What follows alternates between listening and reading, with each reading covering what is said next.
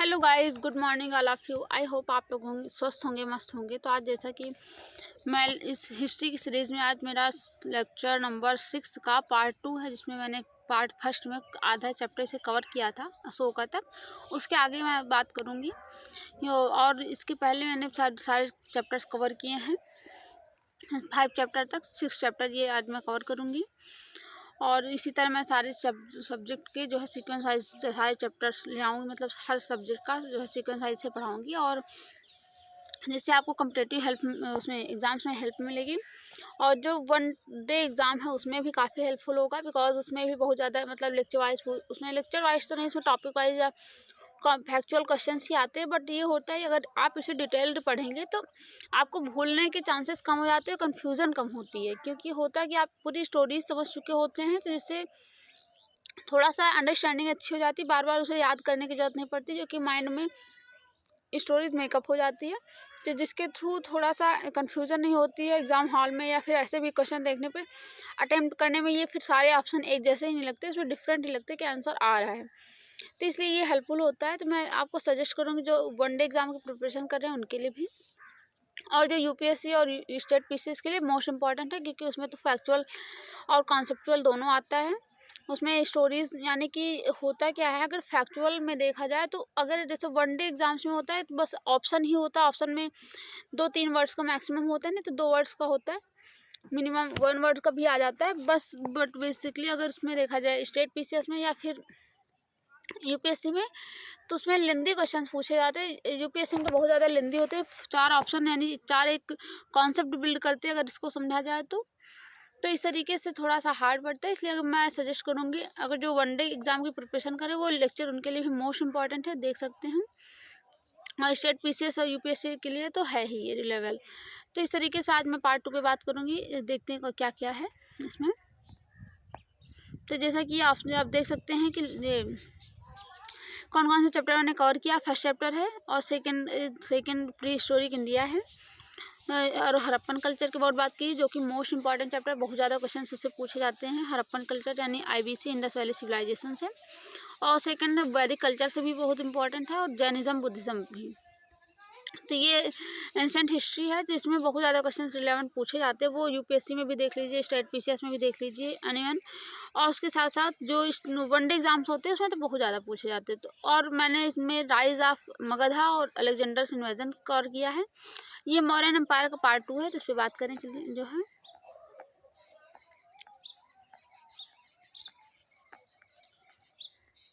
जैसे कि मैंने अशोका के एम्पायर तक की बात कर ली है, और अशोका के धम्म यानी उसका रिलीजन मैटर क्या था उस पर बात करेंगे। तो अशोका ने जैसे कलिंग वार के 261 में जो कलिंग वार हुआ था, जिसमें उसने जीता तो था पूरा, यानी ओडिशा वाला रीजन, यानी कि कलिंगा। थोड़ा सा अगर दिखाऊं मैप में आपको, तो जो ये रीजन है पूरा, ये वाला रीजन अगर पेन ले लिया जाए तो ये वाला रीजन जो है उसने जीत तो लिया था पूरा, बट लेकिन उसमें हुआ क्या था, अप्रॉक्सीमेटली 1.5 लाख के अबाउट लोगों की डेथ हुई थी, और बहुत सारे लोग उसमें मतलब घायल हुए थे, बहुत सारे घर बेघर हो गए। तो बहुत मतलब क्राइसिस आ ही जाता है। जैसे कि आप देखेंगे कि कोई भी बैटल होता है, जैसे वर्ल्ड वार में आपने देखा, तो कोई भी बैटल होता है उसमें काफ़ी नुकसान, हेल्थ एंड वेल्थ दोनों लॉसेस होता है, तो इसलिए वो बहुत ज़्यादा दुखी हुआ। जैसे कलिंगा का रीजन उसने जीत तो लिया था, और उसका एम्पायर यहाँ तक देख सकते हैं कितना बड़ा था, यानी जम्मू कश्मीर से लेकर के कर्नाटका तक था इधर, और इधर जो है पूरा वेस्ट बंगाल जिसको कहा जाता है, पश्चिम बंगाल और बांग्लादेश दोनों इसी में आता था, पाटलिपुत्र गया वाला। और उसके बाद इधर गुजरात तक था, इधर जो वहाँ क्या कहते हैं पाकिस्तान का पंजाब है, वहाँ तक इसका कवरेज था। तो इस तरीके से देख सकते हैं कितना बड़ा सा एम्पायर था।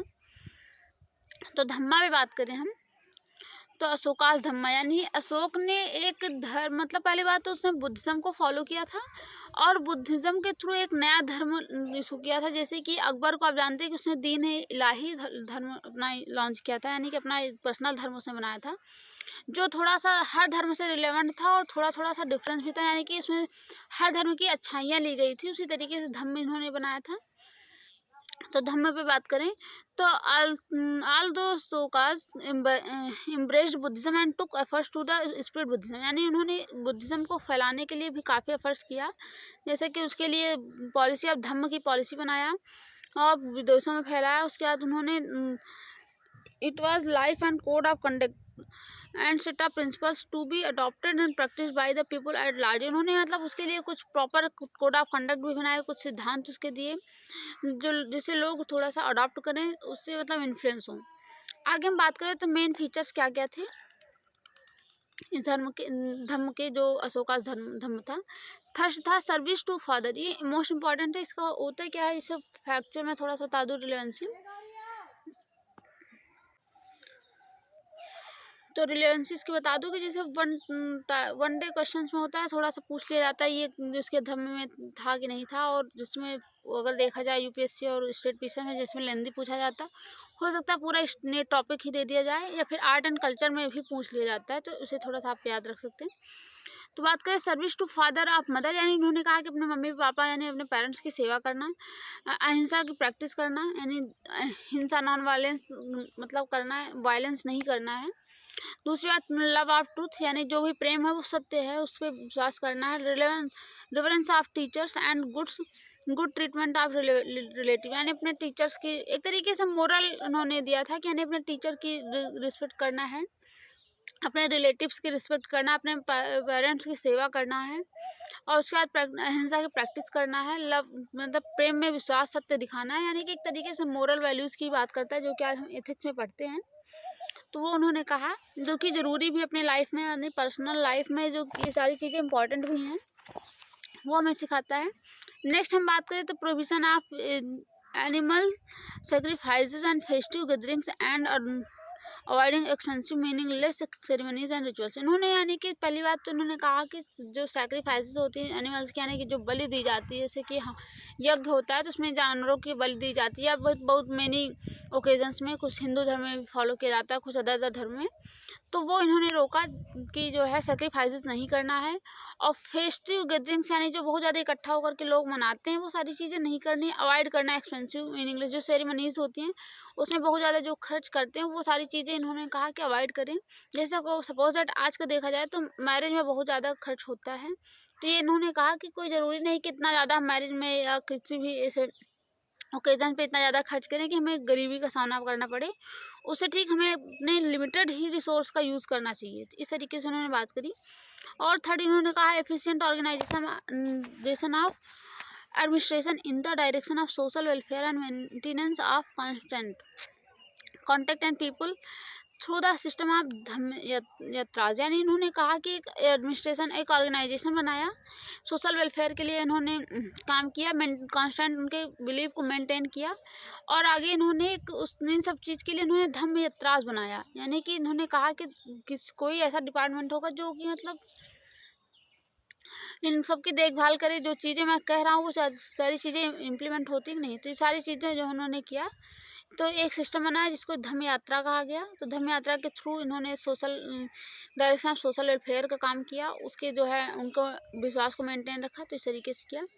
आगे हम बात करें तो human treatment of servants by the master and prisoners by the government official, यानी इन्होंने कहा कि ह्यूमन ट्रीटमेंट होना चाहिए, ह्यूमनिटी दिखानी चाहिए, यानी कि अपने जो स्लेव्स हैं या अपने सर्वेंट हैं, तो मास्टर के द्वारा यानी कि जो मालिक होता है वो अपने सर्वेंट्स को थोड़ा सा अच्छा ट्रीट करे। ऐसा नहीं है कि उसको स्लेव है तो स्लेव की तरह ट्रीट करे, ऐसा नहीं है, उनके साथ थोड़ा सा मिसबिहेव नहीं करे, थोड़ा प्रॉपर बिहेव करे, रूड बिहेव नहीं करना है। और प्रिजनर को भी, यानी कि जो गवर्नमेंट के द्वारा जो प्रिजनर्स होते हैं, यानी जो जेल में होते हैं, तो उनको भी, उनके साथ भी सही ट्रीटमेंट किया जाए, यानी कि उनको कैदी जिसको कहा जाता है, सॉरी, तो कैदी उनके साथ भी गवर्नमेंट के द्वारा अच्छा ट्रीट किया जाना चाहिए, उनके साथ मतलब ह्यूमनिटी का बिहेव किया जाना चाहिए, यानी कि उनका भी ह्यूमन राइट्स है, उन सब चीज़ें फोकस करें। आगे देखें तो consideration and non violence to animals and courtesy to the relation and liberty to Brahmans, यानी इन्होंने कहा ब्राह्मण्स का रिस्पेक्ट करना बेसिकली, और उन्होंने कहा कि नॉन वायलेंस का करना है, यानी जानवरों के प्रति थोड़ा सा अच्छा बिहेव करना है, अपने रिलेशन में थोड़ा सा अच्छा बनना है, तो सारी चीज़ें उन्होंने कहा। और उन्होंने कहा कि tolerance among all the religious sect, और 6 नंबर का अगर देखा जाए तो टॉलरेंस, जो कि मोस्ट इम्पॉर्टेंट है आज के लिए भी, यानी कि जो है वो हर रिलीजियस सेक्ट, यानी कोई भी धर्म जाति हो उस पर महीने यही मतलब है टॉलरेंसी दिखानी, हर यानी धर्म की हर जात की रिस्पेक्ट करना है। तो हर रिलीजियस जैसे कि आज भी देखते हैं थोड़ा इंडिया में है जो कि टॉलरेंसी है, यानी कि हर धर्म रिलाई करता है एक साथ ही, जैसे हिंदू मुस्लिम सिख ईसाई। तो उस तरीके से यानी हर धर्म की रिस्पेक्ट करना है। आगे बात करें तो conquest through dhamma instead of the through war, यानी इन्होंने कहा कि वार को छोड़ करके हमें धम्म की नीति फॉलो करना है, ये सारी चीज़ें उन्होंने कही। तो जो कि मोस्ट इम्पॉर्टेंट आज के लाइफ में भी ये चीज़ें मैच करती हैं, इन चीज़ों को फॉलो करना चाहिए। आगे देखिए तो क्या कहता है कि concept of the non violence and other similar ideas of the Ashoka Dhamma are identical with the teachings of Buddha, यानी कुछ चीज़ें उनके धम्म की जो थी वो धम्म यानी बुद्ध से रिलेटेड थी, यानी बुद्ध से मैच करती है। जैसे नॉन वायलेंस है, यानी बुद्धा ने भी कहा था कि नॉन वायलेंस करना है, यानी कि जानवरों के प्रति आदमी के प्रति कोई हिंसात्मक बिहेव नहीं करना है। But he did not quite Dhamma with Buddhist teachings, यानी कुछ चीज़ें बुद्धिस्ट से सिमिलर थी तो कुछ चीज़ें डिफरेंट थी, ये सारी चीज़ें तो होती हैं। Buddhism remind his personal belief, यानी बुद्धिज्म का अपना पर्सनल बिलीफ था, विश्वास था। Dhamma signifies general code of conduct, यानी अगर देखा जाए तो धम्म जो था वो जनरल उस पर विश्वास करता था, ना कि पर्टिकुलर किसी चीज़ पे, और बुद्ध के अपने पर्सनल बिलीफ्स थे।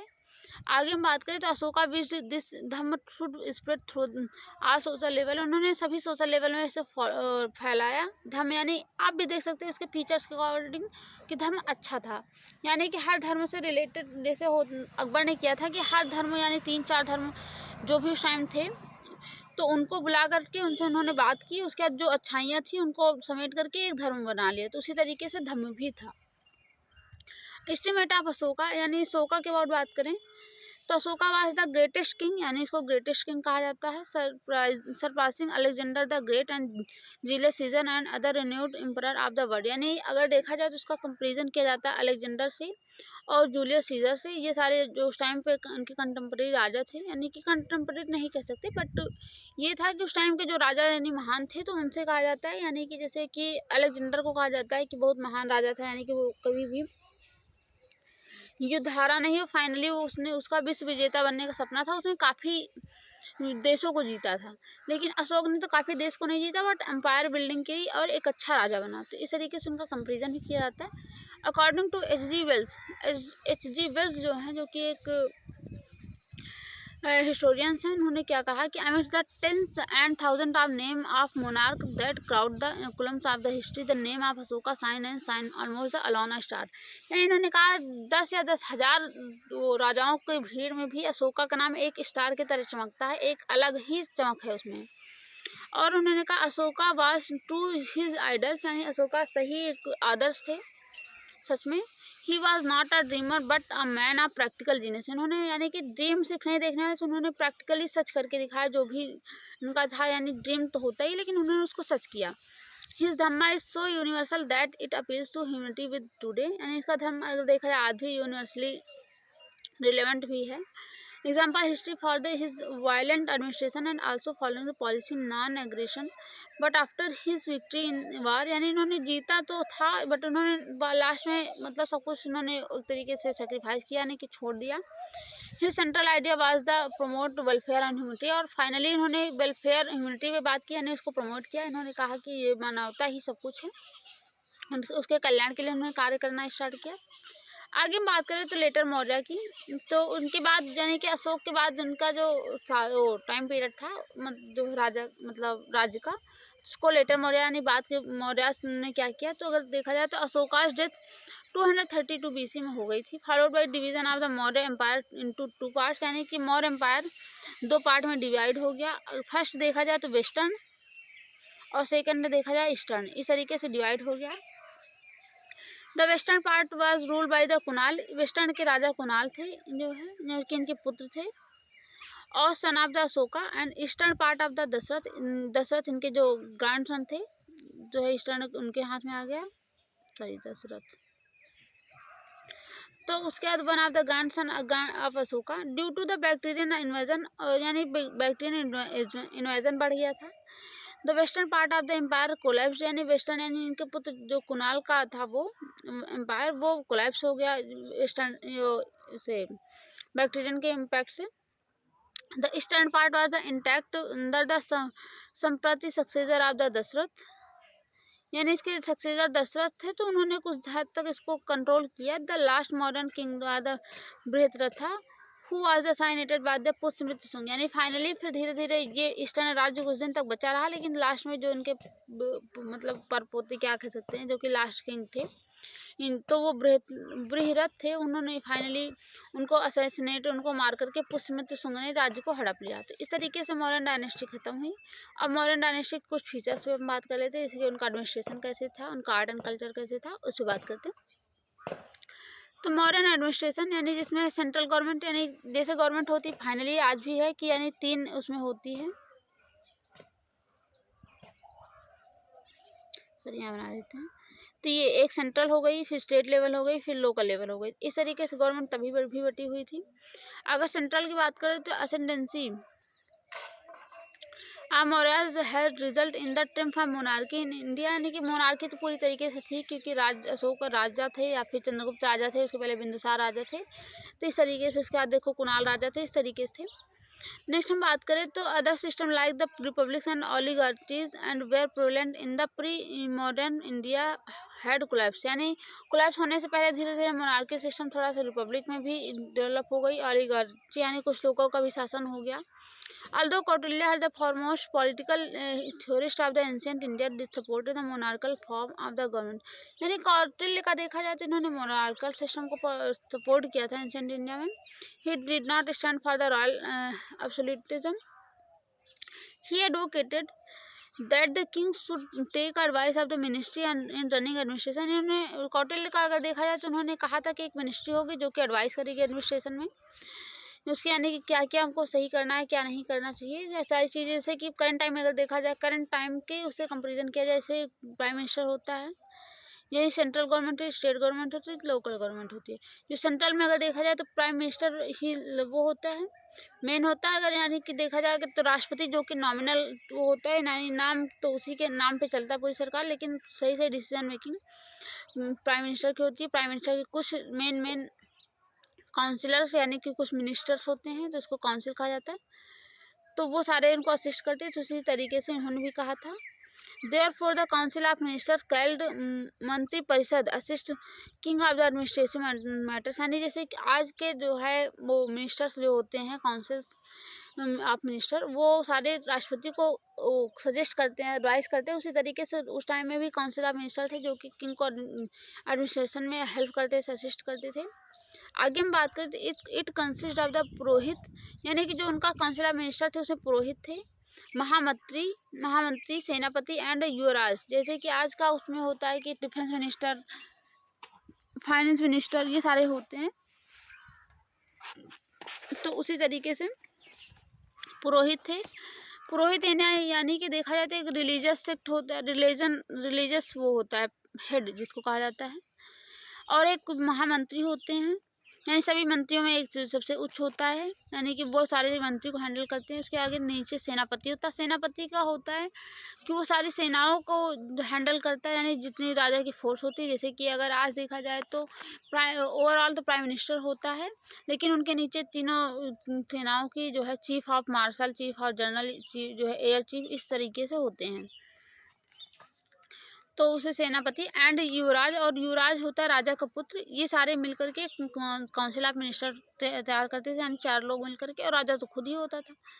There were civil servant called amatyas to like after day to day administration, यानी कि अगर डेली का एडमिनिस्ट्रेशन संभालने के लिए जो है वो सिविल सर्वेंट का यूज़ किया जाता है, जिसको अमित्या कहते हैं, जो कि करंट टाइम में अगर देखा जाए तो IAS ऑफिसर जिसको DM कहते हैं, तो उसको अमित्याज कहते हैं। तो आप देख सकते हैं। और उस आगे हम बात करें तो the method of the selection of the amatyas elaborately given by the Kautilya, यानी कौटिल्य ने इसके अबाउट अच्छे से डिटेल्ड कवरेज किया, एक्सप्लेन किया कि कैसे इनका अपॉइंटमेंट होगा।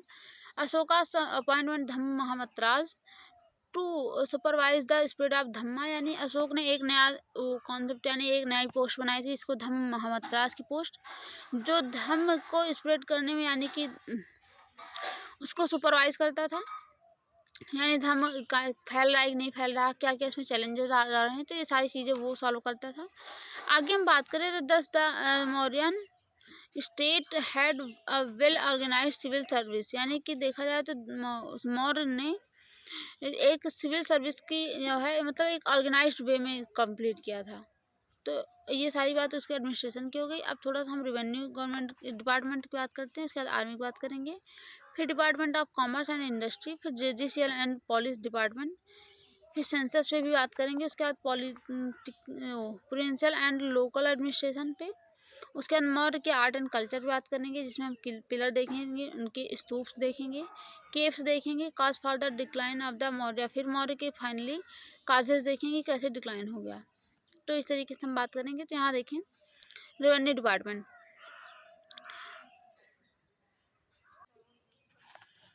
समहर्ता the chief of revenue department, यानी रेवेन्यू डिपार्टमेंट का समहर्ता होता था, यानी इसको समहर्ता कहते हैं, इसे IRS इसको कहते हैं, जैसे कि करंट टाइम अगर देखा जाए थोड़ा सा रिलेवेंसी। तो उसी तरीके से चीफ रेवेन्यू डिपार्टमेंट का जो होता था वो समहर्ता इसको कहा जाता था। Was a charge of the collection of all revenue of the empire, यानी उसके एम्पायर से जितना भी रेवेन्यू कलेक्ट होता था उसका चार्ज मतलब चीफ वही होता था, समहर्ता। आगे हम बात करें तो revenue came from the land, irrigation, custom, shop tax, ferry tax, forest, mines and pastures, licence fee for from craftsman and fine collected in the law court. यानी कि देखा जाए तो कहाँ कहाँ से रेवेन्यू आता था, जैसे कि होता था लैंड से, सेकंड इरिगेशन से, थर्ड कस्टम ड्यूटी जो होती थी उससे, फिर शॉप टैक्स से यानी दुकान पे जो कर लिया जाता था उससे, फेरी टैक्स यानी जो मेला लगता था, ये सारी चीज़ें उनमें, फॉरेस्ट यानी जो फॉरेस्ट होते थे उनसे भी लिया जाता था, यानी जो फॉरेस्ट बहुत सारे लोग लकड़ियाँ बेचते थे वो सारी चीज़ें करते उनसे टैक्स लिया जाता था। माइंस और पास्चर से लिया जाता था, माइंस यानी कि जो इसे कोल माइंस वो सारी चीज़ें जो करवाता है उनसे लिया जाता था। पास्चर्स यानी कि जो चरीगर जिसको कहा जाता है, चरी यानी कि वहाँ जानवर चलते हैं उससे भी टैक्स लिया जाता था। Licence fee from a craftsman, यानी जो क्राफ्ट्समैन थे, जैसे इंडस्ट्रीज होती हैं आज, उसी तरीके से जो लोकल इंडस्ट्रीज थी उनको लाइसेंस बनवाना पड़ता था, तो उससे भी जो फीस आती थी उसे भी कलेक्ट किया जाता था। आगे हम देखें तो fines collected in the law court, यानी लॉ कोर्ट से जो फाइन ली जाती थी उनसे भी टैक्स लिया जाता था। इस तरीके से ये सारी चीज़ें उनको रेवेन्यू कलेक्शन में हेल्प करती थी। तो यानी कि अगर देखा जाए तो ओवरऑल राजा का जो अर्निंग प्रोसेस था यही था, revenue earning. The land revenue was normally fixed 1/6 of the produce, यानी जितना प्रोड्यूस होता था उसका 1/6 जो है रेवेन्यू लिया जाता था। The main land item of the expenditure of the state related to king and his household, army, government servant, public work and poor religion, यानी राजा का मेन एक्सपेंडिचर था वो कि हाउस यानी अपना पर्सनल हाउस होल्ड देखना, अपने राज्य देखना, उसके बाद अपनी आर्मी, फिर गवर्नमेंट एंड सर्वेंट्स यानी जो सर्वेंट होते थे उसको देखना, फिर पब्लिक वर्क को देखना, पुअर रिलीजन और रिलीफ, ये सारी चीज़ें वो देखता था, यानी पुअर है उसको भी जो है डोनेट करता था। ये सारी चीज़ें राजा के अंडर में थी जो कि एक्सपेंडिचर थी। अब थोड़ा सा हम आर्मी पे बात कर लेते हैं। तो the modern army was well organised and it was the control of Senapati, यानी कि उसकी मिलिट्री बहुत ज़्यादा अच्छी थी जिसको सेनापति के द्वारा कवर किया जाता था, यानी कि कंट्रोल करती थी। The salaries were paid in cash, यानी जो पे की जाती थी सैलरी कैश में पे की जाती थी, पेड यानी कि डायरेक्ट करेंसी जिसको कहा जाता है आज के, यानी कि जैसे कि आज होता है ना कि मनरेगा में मैंने देखा है कि जैसे उसे पैसे दे देते हैं करंटली, यानी कि पहले तो हाथ से देते थे, अब तो डायरेक्ट अकाउंट में आता है। आगे हम देखें तो Kautilya's refers to the salary of different rank of the military officer, यानी जो कौटिल्य ने अदर वो क्या कहते हैं मिलिट्री ऑफिसर्स की भी सैलरी पे बात की है, यानी उनको भी मिलिट्री ऑफिसर यानी जो कि आर्मी में सेनापति थे उनको भी डायरेक्ट सैलरी दी जाती थी। आगे बात करें तो according to the Greek author Pliny, यानी प्लिनी जो कि ग्रीक ऑथर था ग्रीक का, उसने कहा कि Mauryan army consisted of the 6 lakh infantry, यानी उसने बताया कि मौर्य आर्मी में 6 लाख यानी पैदल सेना जो थी, 30,000 कैवलरी थी यानी 30,000 तो घुड़सवार थे, 9,000 ऑफ एलिफेंट्स यानी कि 9,000 एलिफेंट्स थे, एंड 8,000 चरियाट्स यानी घोड़े थे। तो इस तरीके से बहुत बड़ी सेना थी। आगे बात करें तो it addition to these 4 wings, यानी कि इनमें there were the navy and transport and supply wings, यानी एक तरीके से 4 विंग्स में डिवाइड थी जिसमें था नेवी, सेकंड थी ट्रांसपोर्ट और थर्ड था सप्लाई विंग्स। इस तरीके से विंग्स में डिवाइड थी। Each wings was under the control of the adhyakshas of the superintendents.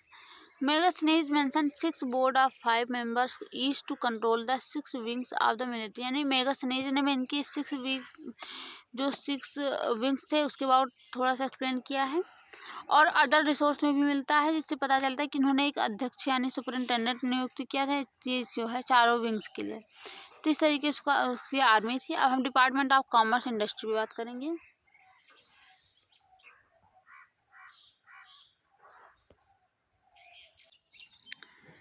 जैसा कि देखें तो Megasthenes mentioned 6 board of 5 members each to control 6 wing of the military. यानी मिलिट्री के जो 6 विंग्स थे उसमें जो है 6 बोर्ड 5-5 मेंबर का उन्होंने बनाया था जो कि इस मिलिट्री को पूरी तरीके से कंट्रोल करते थे। इस तरीके से उनकी आर्मी थी।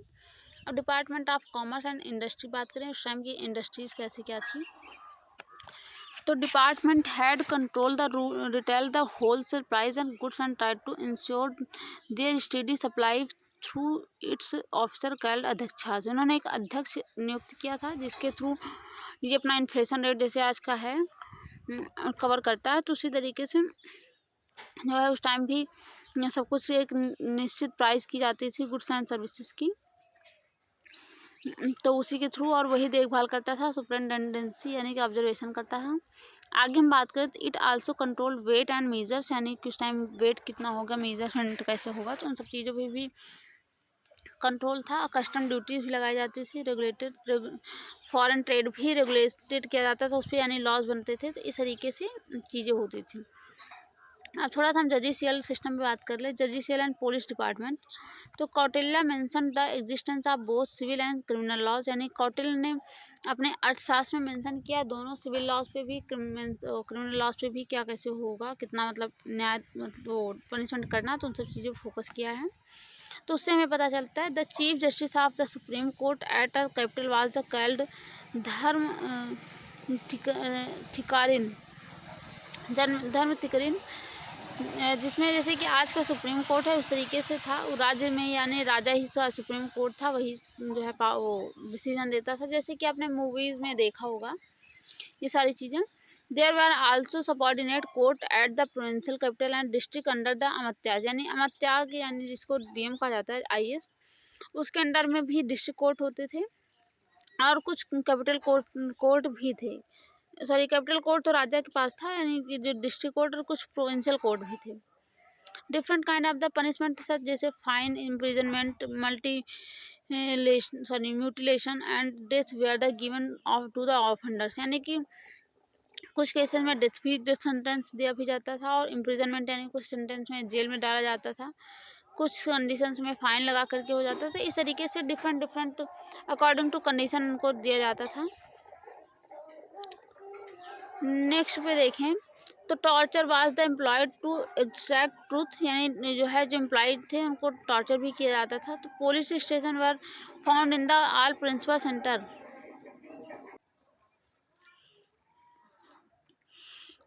जैसे पुलिस स्टेशन इसमें ऑल प्रिंसिपल सेंटर यानी कि पुलिस स्टेशन भी थे, जैसे कि आज का थाना जिसको कहते हैं हिंदी में, तो दूसरी तरीके से पुलिस स्टेशन भी जगह जगह पर थे। और जो है उसके आगे हम देखें तो both Kautilya Ashokan edict mentioned about jails and jail officials, यानी कि जो है उसमें जो उनके एडिक्ट्स में हमको ये भी पता चलता है कि उनके टाइम में जो अशोका टाइम पीरियड में जेल का भी वो जिक्र किया गया, यानी जेल भी था और जेल के ऑफिसर्स यानी जो ऑफिसर्स थे जो कि उसको पूरा केयरिंग करते थे वो सब था। और dhamma mahamatras asked by the Ashoka take step against unjust imprisonment, यानी कि वो महामत्रास को भी रखते थे जो कि किसको जेल मतलब रखना है क्या करना, उन सारी चीज़ों पर फोकस करता था। आगे हम थोड़ा सा बात करें उनके ये सारी चीज़ें उनके अशोका के जो इंस्क्रिप्शन है शिलालेख उसमें सारा मेंशन है और सेंटेंस के और यानी क्या किसको पनिशमेंट दी जाती थी किस कंडीशंस पे, ये सारी चीज़ें भी उसमें मेंशन है। आगे हम थोड़ा सा सेंसस से बात कर लेते हैं। तो सेंसस में अगर टेकिंग सेंसस का थोड़ा सा हिंदी में बता दूं, जिसको जनगणना कहते हैं, यानी कि लोगों की गणना की जाती है। जैसे कि सपोज दैट इंडिया में देखा आपने कि बहुत पुरानी जनगणना हो गई है 2011 में हुई थी, 2021 में होनी थी, जो कि कोरोना के कारण हो नहीं पाई। ये धीरे धीरे पोस्टपोन्ड होती गई और फाइनली 2026 में होगी। तो ये जनगणना, इसका कुछ रीज़न था, पिछली बार भी होती 2025 में होनी थी, बट हुआ क्या कि वो डिलिमिटेशन कमीशन की वजह से, यानी डिलिमिटेशन भी करना है 2026 में, तो इसलिए जनगणना को पोस्टपोन कर दिया गया। 2026 में होगी, जो कि सारी चीज़ों पे, यानी कि जैसे वीमेंस रिजर्वेशन बिल भी है, और उसके साथ ये सीटें जो रिजर्वेशन की फ़िक्स हैं, उन सब चीज़ों पे बात होगी, तो इसलिए ये थोड़ा पोस्टपोन कर दिया गया। तो इसी तरह सेंसस वहाँ भी होता था, यानी कौटिल्य ने अपने अर्थशास्त्र में मेंशन किया है। तो कह रहा है कि regular during the Mauryan period में, यानी सेंसस रेगुलर होता था।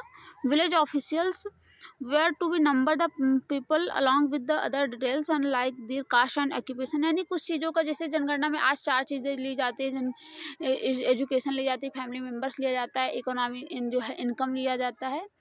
तो इस तरीके से उस टाइम में भी कास्ट और ऑक्यूपेशन उनका यानी कि उनका जो है वो अर्निंग प्रोसेस क्या था, यानी कि कहाँ से कमाई करते थे। तो जैसे कि उनका लाइवलीहुड या फिर जो कि अर्निंग रिसोर्स था उससे, और यानी जिसको ऑक्यूपेशन कहा जाता है, और कास्ट यानी कि किस जात से ज़्यादा बिलोंग करती है, ये सारी चीज़ें ली जाती थी। तो also count the animals and each house, यानी जैसे कि आज एनिमल वो सेंसस होता है, वो 5 ईयर में 1 टाइम होता है, जैसे पिछली बार हुआ था। तो उसी तरीके से जो है वहाँ भी एनिमल सेंसस भी होता था, और घर को भी काउंट करते थे। Census in the towns were taken by the municipal officials, यानी to track the movement of the population, both foreign and indigenous, यानी अर्बन यानी टाउन एरिया जो था वहाँ भी सेंसस होता था। वहाँ पर जो है इंडिजीनियस और फॉरेनर, यानी जो कुछ पहले फॉरेनर आते थे, जैसे बहुत सारे वो ट्रेड करने के लिए भी आते थे, और उसके साथ साथ बहुत सारे इन्वेडर्स आते थे, कुछ लोग यहाँ पर छूट जाते थे उनके, तो उनको भी सारा सेंसस किया जाता था। इंडिजीनियस तो जानते हैं कि आप इंडियन के ही थे, यानी कि जो यहाँ के नेटिव्स थे, उनको किया जाता था count. Data collected were the cross checked by the spies, यानी कि जो स्पाई थे उनके वो चेक करते थे, उनके द्वारा ये डाटा चेक किया जाता था, जो कि यानी सही है कि नहीं, वो राजा के गुप्तचर जिसको कहा जाता है। Census appears the permanent institution in modern administration, यानी एक परमानेंट इंस्टीट्यूशन बना दिया गया था, उसके थ्रू ये जो है सेंसस होता था। आगे हम थोड़ा सा बात करें तो प्रोविंशियल एंड लोकल एडमिनिस्ट्रेशन पे। लोकल एडमिनिस्ट्रेशन और प्रोविंशियल एडमिनिस्ट्रेशन में थोड़ा डिफरेंस बता दें, तो यानी कि प्रोविंशियल के लिए जैसे कि आप स्टेट का कह सकते हैं, यानी ये प्रोविंशियल है, ये लोकल है। तो यानी कि ऐसे अगर देखा जाए तो इस तरीके से बनाया जाए, तो यहाँ पर सेंटर का एडमिनिस्ट्रेशन था, सेंट्रल, जैसे कि आज देखते हैं हम जिसको जो है सेंटर का क्या कहते हैं एडमिनिस्ट्रेशन। सेकंड था स्टेट का एडमिनिस्ट्रेशन, सॉरी, जो कि प्रोविंशियल एडमिनिस्ट्रेशन था, जो कि जिसको हम स्टेट का कहा जाता है। आगे हम बात करें तो लोकल एडमिनिस्ट्रेशन, यानी जैसे कि आज लोकल एडमिनिस्ट्रेशन है, यानी कि जैसे गांव में है तो ग्राम पंचायत, और सिटी में म्यूनसिपल काउंसिल्स। तो इस तरीके से तो लोकल एडमिनिस्ट्रेशन में थोड़ा सा बात कर लेते हैं। तो Mauryan empire was divided into 4 provinces with their capital at Takshashila, Ujjain and Suvarnagiri and Kalinga. यानी हुआ क्या कि थोड़ा यहाँ वो ले लें स्पेस, यानी कि वो 4 इसमें डिवाइड था मौर्यन एम्पायर, यानी ऐसे करके दिया जाए तो 4 स्टेट्स में डिवाइड था, जैसे कि आज इंडिया को देखा जाए 28 स्टेट्स में डिवाइड है। तो उसी तरीके से 4, एक तो तक्षशिला है जो नदर्न का था, नॉर्थ वेस्टर्न इंडिया, और उज्जैन सेंट्रल का कह सकते हैं, सुवर्णगिरी कलिंगा है, कलिंगा वाला इधर वाला रीजन कह सकते हैं। इस तरीके से पूरा बटा हुआ था। तो उसके बाद बात करें तो the provincial governors were the mostly appointed from the members of the royal family, यानी कि जो गवर्नर होता था रॉयल फैमिली से बिलोंग करता था। जैसे कि मैंने आपको बताया था कि चंद्रगुप्त मौर्य ने, बिंदुसार ने अपने बेटे उज्जैन का गवर्नर अशोक को अपॉइंट किया था, तो यानी फैमिली मेंबर ही होता था। Responsible the maintenance of laws and order and collection of the taxes for the empire, यानी जो ये गवर्नर्स होते थे उनकी रिस्पॉन्सिबिलिटी थी कि लॉ को मेंटेन करना, यानी हर प्रोविंसेस में। यानी गवर्नर बेसिकली, अगर आज का गवर्नर देखा जाए तो कुछ वैसा ही था, पर पहले था हेरिडिटरी होता था, तो वो पूरा वहाँ का laws and rule and regulations maintain रखता था। और उसके बाद law and orders, collection of tax, जो टैक्स का कलेक्शन होता था वो सारी चीज़ें वो देखता था। तो district administration was under the charge of rajukas, यानी कि जैसे कि मैं थोड़ा सा इसमें वो ले लूँ तो बताती हूँ। जैसे कि हुआ क्या, जैसे ये एक स्टेट है, स्टेट फोर उसमें प्रोविंशियल यानी एक नेशन है, यानी राष्ट्र जिसको कहा जाता है, वो 4 स्टेट्स में बटा हुआ था, प्रोविंसेस में। अब प्रोविंसेस भी डिस्ट्रिक्ट में बटे हुए थे छोटे छोटे। तो डिस्ट्रिक्ट में जो यानी जो पूरे राज्य का राजा जो होता था वो राजा होता था, किंग जिसको कहा जाता था। स्टेट का गवर्नर होता था, और जो डिस्ट्रिक्ट का होता था उसको राजूकाज कहा जाता था। उसके आगे हम बात करें तो राजूकाज यानी जैसे कि आप डीएम कह सकते हैं उस तरीके से, whose position functions were the similar to the modern collector, यानी इसको डीएम कहते हैं, उस तरीके से उसका फंक्शन था। तो आगे हम बात करें, he was assisted by the yuktas and the subordinate officers, यानी जो नीचे से आज वो क्या कहते हैं एसडीएम वगैरह इस तरीके से, तो उस टाइम जो है युक्ताज थे जो कि नीचे से पूरी मतलब उसको असिस्ट करते थे। आगे हम बात करें तो village administration was in the hand of the gramani and official superior was the call gopa, यानी कि जो जो डिस्ट्रिक्ट विलेज था, विलेज में ग्रामीणी होता था और उसका जो है वो गोपा होता था, यानी कि जो ऑफिसर में देखा जाए तो गोप होता था, और वहाँ के अंदर जो है ग्रामीणी के अंदर में पूरा वर्क करता था। तो इस तरीके से बटा हुआ था। Who was the incharge of 10 और 15 विलेज, यानी कि जो 4 जो है 10, यानी कि वो क्या मैं बता दूँ, एक मिनट। तो ये जो गोपा होता था वो इकट्ठा 4 जो है 8 से 10 उसका विलेज का जो है ऑनर होता हेड होता था, बल्कि जो ग्रामीणी होता था पर विलेज होता था। यानी जैसे कि आज के करंट से देखा जाए तो अप्रॉक्सीमेटली तहसील कह सकते हैं या ब्लॉक कह सकते हैं, और उसके आगे नीचे ग्राम होता था, जैसे ग्राम प्रधान। तो इस तरीके से लोकल एडमिनिस्ट्रेशन डिवाइड था। अब थोड़ा सा बात करें तो both Kautilya and Megasthenes provided the system of the municipal administration, यानी कि ये दोनों उसके रिसोर्स के बारे में बताएं। तो कौटिल्य और मेगस्थनीज ने म्यूनसिपल एडमिनिस्ट्रेशन के बारे में बात की है, जैसे कि करंट टाइम का म्यूनसिपल एडमिनिस्ट्रेशन, थोड़ा सा तो डिफरेंस थी। Arthashastra contain a full chapter on the role of nagarika और सिटी सुपरिटेंडेंट। अर्थशास्त्र जो है मतलब बताता है नागरिका और यानी कि सिटी का जो होता था हेड, जैसे कि गाँव का ग्रामीण होता था, तो उस तरीके से अगर नगर का देखा जाए तो नागरिका होता था। His chief duty was maintain law and order, जैसे कि बेसिकली सभी मेन ऑफिसर्स का मेन वर्क यही होता है लॉ एंड ऑर्डर को मेंटेन करना। Megasthenes refers to the 6 committees 5 member each look after the administration and Pataliputra, यानी मेगस्थनीज ने जो है 6 कमेटियों की बात की है जो कि उनके एडमिनिस्ट्रेशन में हेल्प करती थी। जैसे कमेटियाँ थी, फर्स्ट एक थी industries, second foreigner, third registration of birth and death, यानी जो सेंसस के अबाउट बताती थी, ट्रेड के about manufacturing sale of goods, collection of sale tax, यानी इन सब चीज़ों पे जो कमेटियाँ बनी हुई थी उनके अबाउट भी पता चलता है। तो इस तरीके से चैप्टर आज मैं थर्ड पार्ट में इसका आर्ट एंड कल्चर कवर करूँगी, थोड़ा सा भी लेंथी चैप्टर है तो वहाँ पे। तो ठीक है, मैं थोड़ा इसी में कवर करते फिर नेक्स्ट में देखेंगे क्योंकि ज़्यादा नहीं बचा, मैंने तो सोचा बहुत बड़ा सा चैप्टर है।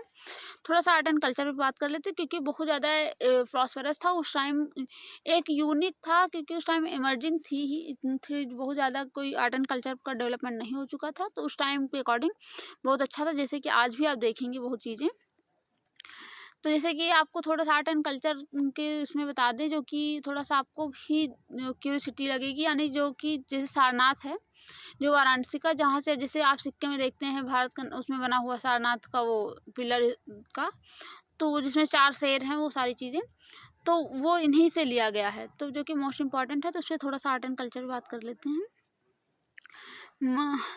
Modern art and culture monuments before the period of Ashoka mostly made would and therefore the Paris, यानी कि उस टाइम जो है अशोका ने वुड्स से बनाया था, यानी वुड्स जैसे कि आज कंक्रीट का यूज़ किया जाता है मेनली और डेकोरेशन के लिए वुड्स का यूज़ किया जाता है, उस तरीके से उन्होंने भी वुड्स का ज़्यादा यूज़ किया है।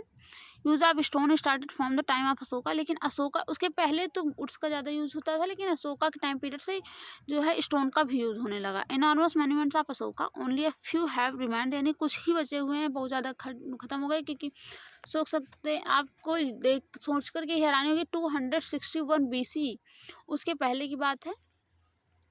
आगे हम बात करें तो this palace monasteries and most of his stupas and dispersed, यानी कि कहा जाता है एक तरीके से, मैं थोड़ा सा अगर आपको बता दूं तो अशोका के टाइम में कहा जाता है अशोका ने 84,000 स्तूपाज बनाए थे। स्तूप यानी जहाँ पर ये बुद्धिज़्म से जो उनका रिलीजियस प्लेस था उसको एक तरीके से टेम्पल कह सकते हैं बुद्धिज़्म का। और मोनास्ट्रीज के रुकने के लिए बहुत सारे प्लेस यानी उन्होंने बनवाए थे। और आगे थोड़ा सा बात करें तो ओनली रिमाइंड स्तूपा सांची, यानी सांची का स्तूपा जो कि मेंटेन अभी भी बचा हुआ है, जो कि अशोक ने बनवाया था, जो कि यूनेस्को के हेरिटेज लिस्ट में भी शामिल है। आगे हम बात करें तो artistic remind of the modern period can be seen in the following, और उसके आगे हम देखें तो थोड़ा सा मॉडर्न जो कि इम्पॉर्टेंट है। आगे इसमें देखिए तो पिलर्स, तो उन्होंने पिलर्स बहुत वो बनाए, जैसे सारनाथ का पिलर है, ये फोटो में आप देख सकते हैं।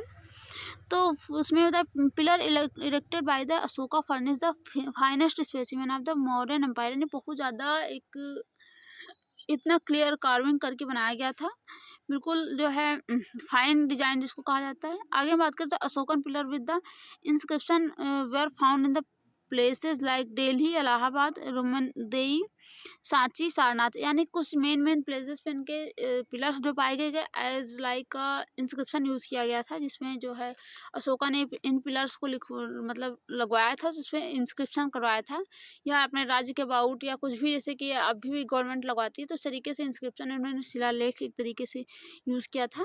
तो मेन प्लेसेस जैसे दिल्ली है, प्रयागराज जो कि आज का है, दिल्ली में लगवाया था, प्रयागराज में लगवाया था, रुमिनदेई, सांची, सारनाथ, इन कुछ प्लेसेस पे उन्होंने लगाया था। आगे हम बात करें तो their tops were crowned with figures of animals like lion, elephant, bull, यानी कि जैसे कि आपने सारनाथ को देखा, उसमें उसके हेड पर बिल्कुल क्राउन जिसको कहा जाता है, यानी कि उसमें कुछ ऊपर बना हुआ है, यानी कहीं कहीं बुल बना हुआ है, कहीं एलिफेंट बना हुआ है, कहीं कहीं लॉयन बना हुआ है, यानी इनका जो पिलर था वो थोड़ा सा अलग ही सिंबल देता था। आगे हम बात करें तो Sarnath pillar where the 4 lion standing back to back is most magnificent, यानी बहुत ज़्यादा यूनिक है वहाँ सारनाथ का पिलर, जिसमें आपने देखा होगा कि जो यहाँ पर ऐसे बना हुआ है क्राउन, उसमें बैक टू बैक 4 लाइन यानी चारों दिशाओं में बैठे हुए हैं, नीचे ऐसे करके चक्र बना हुआ है, तो इस तरीके से वो बहुत ज़्यादा मैग्निफिसेंट है, जो कि इंडिया का सिंबल भी है। आगे हम बात करें तो Indian government adopted this capital some modification as its state emblem, यानी एक एम्बलम के रूप में इसे यूज़ किया, जैसे कि आप देख सकते हैं ये वाला पिलर, यानी यहाँ पर वो बना हुआ है, यानी कि यहाँ पर लॉयंस है, ये यहाँ पर व्हील्स बनी हुई है, इधर हॉर्स है, बुल भी बना हुआ है, ये इनवर्स लोटस बना हुआ है।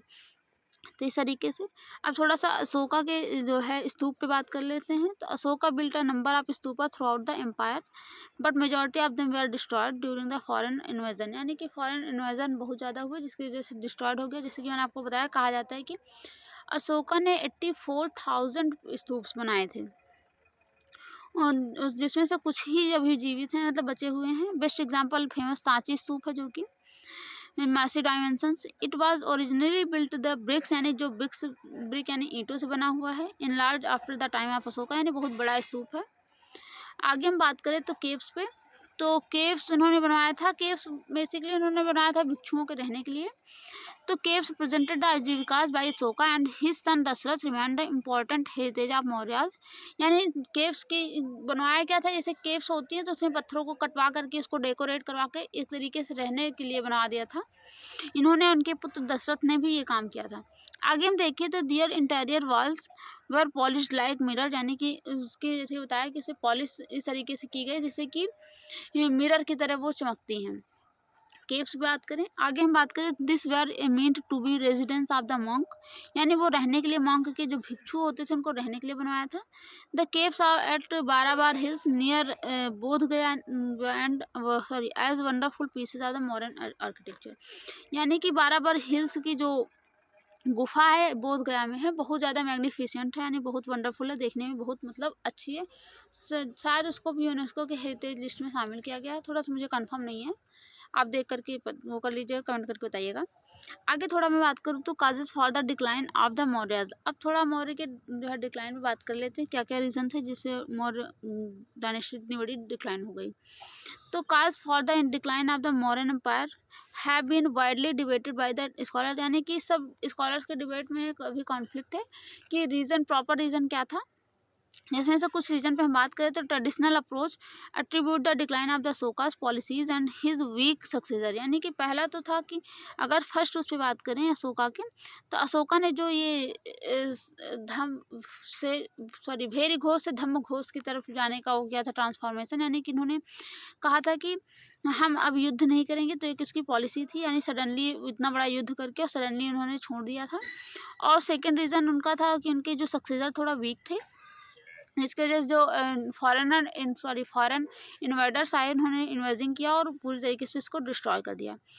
आगे बात करें तो another approach hold the inadequate एक मिनट adequate political and economic institutions to sustain such as a vast empire, यानी कि और ये भी कहा जाता है, दूसरा अप्रोच ये कहता है कि यानी इनका इकोनॉमिक सिस्टम जो है बहुत ज़्यादा लूज हो गया था, पॉलिटिकल सिस्टम इतना बड़ा था, इस अकॉर्डिंग अर्निंग नहीं थी, तो इसकी वजह से ये डिक्लाइन हो गया।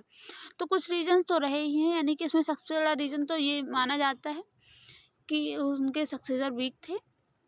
जैसे कि आपने देखा कि सुंग डायनेस्टी, यानी सुंग ने उनको उनके सक्सेसर को लास्ट में मार करके वो अपना राजा बना, तो इस तरीके से आगे हम थोड़ा सा बात करें। It was said that Ashoka pro Buddhist policies antagonist the Brahmans who brought about the revolution led by the Pushyamitra Sunga, यानी और एक रीज़न कहा जाता है, यानी कि मैंने दो रीजन आपको बताए, थोड़ा थर्ड पे बात करें और थर्ड पे बात करें तो जो है कहा जाता है कि अशोका ने बुद्ध को इतना ज़्यादा इम्पोर्टेंस दिया कि धीरे धीरे जो ब्राह्मण था वो रिवोल्यूशन करने लगे उनके अगेंस्ट, क्योंकि उनको पैट्रोनाइज नहीं किया गया। But Ashoka were the never acted against Brahmans, लेकिन ये भी कहा जाता है कि अशोका ने कभी भी ब्राह्मण्स के अगेंस्ट जो है वर्क नहीं किया, उनको मतलब ऑलवेज सपोर्ट ही किया था। अशोका's policy of non-violence reduced the fighting spirit of his army was another charge against him, यानी ये भी कहा जाता है कि उन्होंने सडनली जो युद्ध करना छोड़ दिया, तो इसलिए भी उनकी आर्मी रिवोल्यूशन करने लगी कि यानी क्या इतनी बड़ी आर्मी को एक तरीके से अनएम्प्लॉयड हो गई तो वो क्या करेगी। But Ashoka had never slackened his control over the empire despite following the pacifist policy, यानी कि ये भी कहा जाता है कि अशोका ने पूरी तरीके से युद्ध करना नहीं छोड़ा था, फाइनली उसने छोड़ा था, ना कि आर्मी ने। तो ये सारी चीज़ें उस पर काउंटर भी किया जाता है।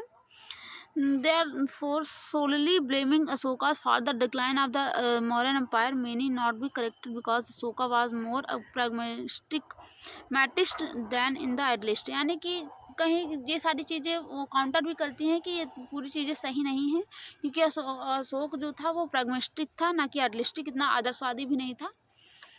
तो काउंटर भी की जाती है, यानी कि कुछ चीज़ें सही है कुछ चीज़ें गलत है, यानी कि ये भी कहा जाता है कि एक लंबे टाइम तक कोई भी वो शासन तो नहीं चल सकता, सस्टेन नहीं कर सकता है, तो वहाँ भी बातें की जाती हैं। आगे हम थोड़ा सा बात करें तो there are multiple causes for the decline Ashoka, यानी एम्पायर का जो अशोका के मल्टीपल काजेज हैं, ये नहीं कि सिंपल एक ही काज है कि उन्होंने युद्ध करना छोड़ दिया, लेकिन कुछ मल्टीपल काजेज हैं, जिसमें से हैं weak successors, partition of empire, administrative abuse after Ashoka's reign, यानी कि ये तीन तो आप जनरली कह सकते हैं, सपोर्ट कर सकते हैं, जिसमें वीक सक्सेसर जैसे कि आपने देखा कि सुंग डायनेस्टी यानी फाउंडर जो थे पुष्यमित्र सुंग, उन्होंने सडनली उनके लास्ट उसको बृहद्रथ को मार करके राजा बने, तो एक तरीके से वीक सक्सेसर का वो दिखाता है। नेक्स्ट पार्टीशन ऑफ एम्पायर, यानी जैसा कि ईस्टर्न और वेस्टर्न में दो पार्ट में डिवाइड हो गया था इनका राज, तो वो भी बात करता है। नेक्स्ट जो है देखें तो administrative abuses after Ashoka's reign, यानी अशोका का बहुत बड़ा एम्पायर हो गया था, तो वहाँ तक संभालना भी थोड़ा सा कंट्रोवर्सी थी। तो ये सब रीजन्स जो जनरली हैं, तो इस तरीके से उनका वो होता है। तो combination of the these factors period of the breakup of the Mauryan empire, यानी ये सारी चीज़ें कुल मिलाकर के जो है कंट्रीब्यूट करती हैं इसको डिक्लाइन करने में। और Pushyamitra Sunga to drive away the Mauryan power establish Sunga dynasty, यानी कि पूरी तरीके से पुष्यमित्र सुंग ने उनके डायनेस्टी को ख़त्म करके डिस्ट्रॉय करके अपनी नई डायनेस्टी सुंग डायनेस्टी का इस्टेब्लिशमेंट किया। तो इस तरीके से हमारा मौर्यन एम्पायर ख़त्म होता है, और यानी ये चैप्टर, उसके बाद नेक्स्ट चैप्टर में आगे बात करेंगे। तो लाइक शेयर एंड सब्सक्राइब जरूर करिए। जो भी आपको प्रॉब्लम है आप हमें कमेंट करके बता सकते हैं, जिस भी टॉपिक पे आपको वीडियो चाहिए वो आप हमें कमेंट करके बता सकते हैं, उस टॉपिक से हम जरूर वीडियो लाएंगे। और इसी तरीके से हर सीक्वेंस वाइज सारे चैप्टर्स को ख़त्म करेंगे, उसके बाद धीरे धीरे सारे सब्जेक्ट्स ख़त्म करेंगे। तो थैंक यू।